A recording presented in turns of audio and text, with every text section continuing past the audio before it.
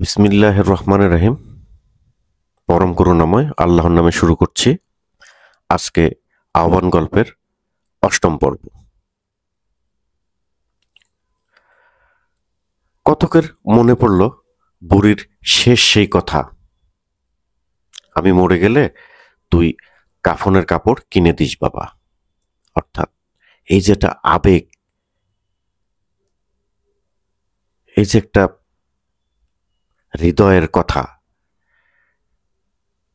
কতকে তখন মনে হলো স্নেহাতুর আত্মা দূর থেকে আমায় আহ্বান করেছে, আহ্বান করে এখানে নিয়ে এসেছে। আমার মন হয়তো ওর ডাকেই এবার তার তাচ্ছিল্য করতে, এবার আর তাকে তাচ্ছিল্য করতে পারেনি। শরতের কটুতিক্ত গন্ধ ওঠা বনজ ও মাকাল লতা দোলানো একটা প্রাচীন পিত্তিরাস গাছের তলায় বুড়িকে কবর দেওয়া হয়। সেখানে কতকের বাল্য সহপাঠী আবেদ আলী, তার ছেলে গনি, আব্দুল শুকুর, নসর সকলে উপস্থিত ছিল। এদের মধ্যে প্রবীণ শুকুর আলী কতককে দেখে বলে উঠল,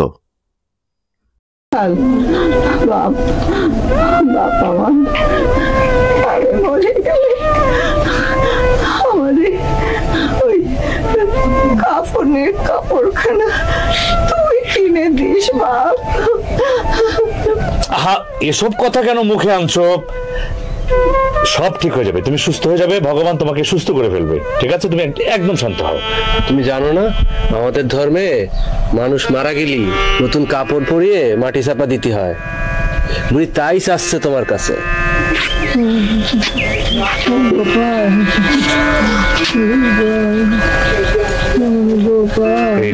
এই টাকাটা রাখো, ভালো করে ওর চিকিৎসা করাবে, ভালো করে ডাক্তার কভারেজ দেখাবে। আমি আশা করছি ওটাতে সেরে যাবে। আমি শহরে চলে যাব, আর কখন ফিরে আসি আমি জানি না। যখনই আমি ফিরে আসি আমি যেন দেখি ও ভালো আছে, সুস্থ আছে। ভগবান ওর মঙ্গল করুক।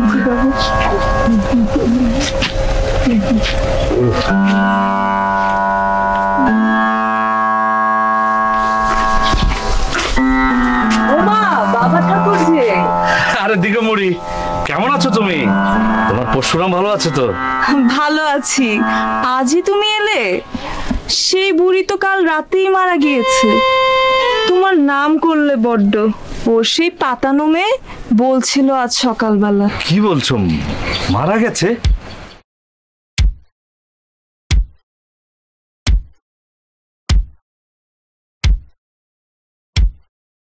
ওর স্নেহাতুর আত্মার ডাক বহুদূর বারাণসী থেকে আমায় আহ্বান করে এনেছে।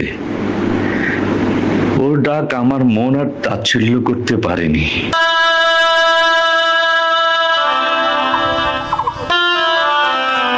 বাবু, বাবু, বাড়িতে আসেন বাবু? আমি এসেছি বাবু। দাঁড়াও না জামাই। কি অবস্থা, সব আয়োজন চলছে? জি বাবু।